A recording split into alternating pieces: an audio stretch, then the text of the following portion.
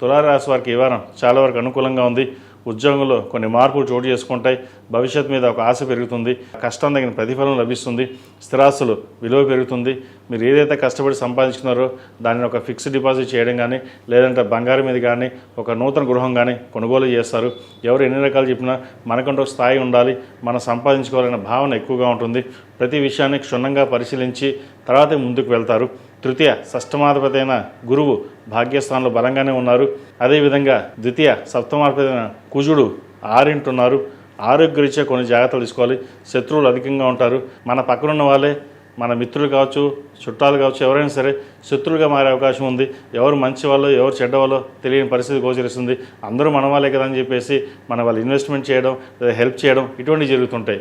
మరి ఎంత సహాయం చేసినా సరే ఏమి చేశారు, మాకు ఏం పెట్టారన్న భావన ఉంటుంది. ఇవన్నీ పక్కన పెట్టి దైవనుగ్రహం మన వరకు మనం సహాయం చేసాం, భగవంతుడు చూసుకుంటాడు. మన కష్టాన్ని దగ్గర మన ఫలితం సంపాదించుకోవాలి. ఉద్యోగం కానీ వ్యాపారం కానీ చక్కగా చేసుకుపోవాలి. మిగతా ఏవి అవసరం మనకు సంబంధం లేదు.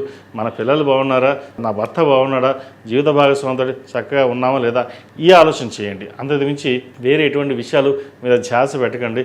చక్కగా ఫలితాలు గోచరిస్తుంది. అయితే ఖర్చుల విషయంలో మటుకి ₹1-2 ఖర్చు ఉండే అవకాశం ఉంది. అది ఎంత మీరు తగ్గించుకుందామన్నా సరే ఆ విషయాల మీద తగ్గించే పరిస్థితి గోచరించట్లేదు. వాటి విషయంలో జాగ్రత్త తీసుకోండి. ఏదైనా సరే స్థిరమైన నిర్ణయాలు తీసుకుని ముందుకు వెళ్ళడం చెప్పదగిన సూచన.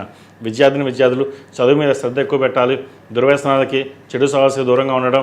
ఇది అమ్మాయినైనా సరే అబ్బాయినైనా సరే ప్రతి ఒక్కటి క్షుణ్ణంగా పరిశీలించుకోవాలి. అన్నీ బాగున్నాయి, పెద్దవాళ్ళు చెప్పాల్సిన అవసరం లేదు, మన సొంత నిర్ణయాలు తీసుకుందాం అనే భావన ఆలోచన ఎక్కువగా ఉంటుంది. భవిష్యత్తు దృష్టిలో పెట్టుకుని ఏ చిన్న ప్రాబ్లం వచ్చినా సరే తల్లిదండ్రులు సంప్రదించి ముందుకు వెళ్ళండి. సొంత నిర్ణయాలు తీసుకోవడం వల్ల ఇబ్బంది పడే అవకాశం గోచరిస్తుంది. ప్రేమ వివాహాలకు సంబంధించిన విషయాలలో ముఖ్యంగా ఆచితూచి అడుగు వేయాలి, లేకపోతే నష్టపోయే అవకాశం గోచరిస్తుంది. ఇది అందరికీ కాదు, కొంతమంది మటుకే.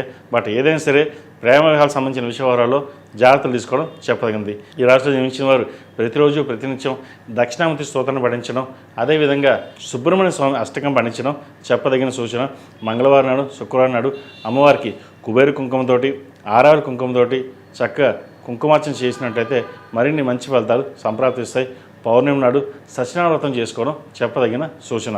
ఈ రాశిలో జన్మించిన వారికి కలిసి వచ్చే సంఖ్య 9, కలిసి వచ్చే రంగు స్కై బ్లూ. ఏదైనా పని మీద బయటకు వెళ్ళినప్పుడు శుక్రవారం నాడు కానీ ఆదివారం నాడు వెళ్ళండి, మంచి ఫలితాలు సంప్రాప్తిస్తాయి. ఈ పూజస్టోర్.in పసుపు కుంకుమ నుంచి దేవతా విగ్రహాల దాకా అన్ని రకాల పూజలు, వ్రతాలు, గృహప్రవేశం, హోమాది శుభకార్యాలకు కావలసిన పూజా సామాగ్రి అంతా ఒక్కొక్క క్లిక్ తోనే మీ ఇంటి వద్దనే పొందండి. ఈ పూజస్టోర్.in